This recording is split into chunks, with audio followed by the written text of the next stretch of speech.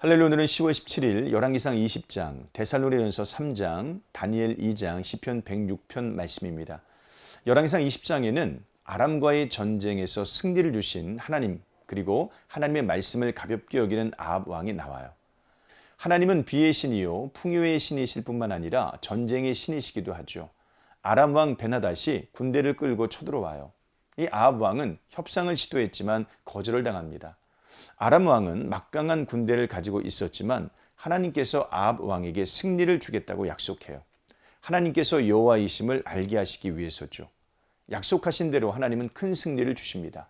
아람 왕이 다시 군대를 정비하여 싸움을 겁니다.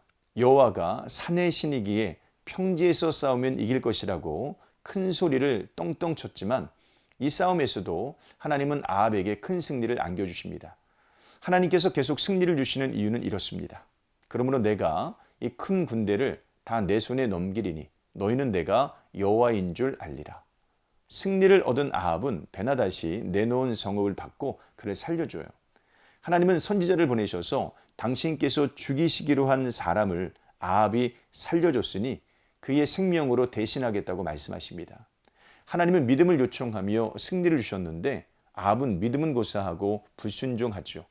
성도는 하나님을 믿어야 합니다. 그리고 그 믿음대로 행해야 됩니다.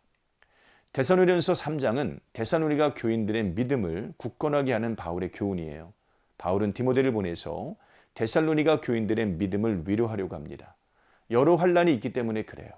바울은 믿음으로 말미암아 환난이 있을 것이라고 말한 적이 있다고 말합니다.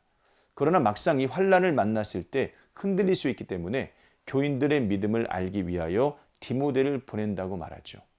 믿음으로 말미암은 환난은 믿음을 흔들리게 합니다. 심한 고통과 핍박은 우리의 육체와 영혼을 약하게 만들기 때문에 그래요. 그럴 때 필요한 것은 위로입니다. 그리고 믿음을 굳건하게 세워줄 수 있는 믿음의 동료가 필요합니다. 피차의 믿음을 점검하십시오. 세상 앞에서 흔들리고 있는 믿음의 지체들이 있다면 위로하고 도와줄 수 있기를 바랍니다. 다니엘 2장은 느부갓네살 왕의 꿈을 해석하는 다니엘 이야기예요. 느부갓네살 왕이 꿈을 꿔요. 심상치 않은 꿈을 꾼 것은 틀림없는데 꿈의 내용이 생각나지 않습니다. 술사들을 불러서 바로 꿈과 그 해석을 요청하죠. 아무도 그것을 하지 못할 때 다니엘이 나섭니다. 하나님께서 그것을 알려주셨기 때문에 그래요. 다니엘은 느부갓네살 왕 앞에서 매우 담대하게 하나님을 높입니다. 오직 은밀한 것을 나타내실 이는 하늘에 계신 하나님이시라. 다니엘이 말한 꿈은 역사의 주관자가 되시는 하나님에 관한 것이었습니다.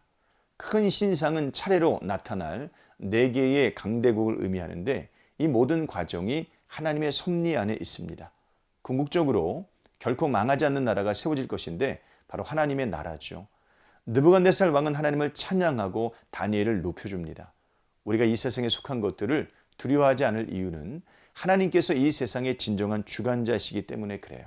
하나님께서 모든 권력과 통치자들과 권세자들을 주관하시는데 우리가 무엇을 두려워하겠습니까? 믿음으로 담대히 살아가시길 바랍니다. 시편 106편은 죄를 용서하시는 하나님을 노래해요. 하나님은 이스라엘을 애굽에서 건져내셨어요.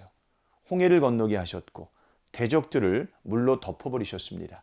광야에서 악한 자들을 심판하셨고 죄지은 자들을 용서하셨습니다. 가나안에서도 그렇게 하셨어요. 그럼에도 불구하고 이스라엘은 끊임없이 하나님께 죄를 범합니다.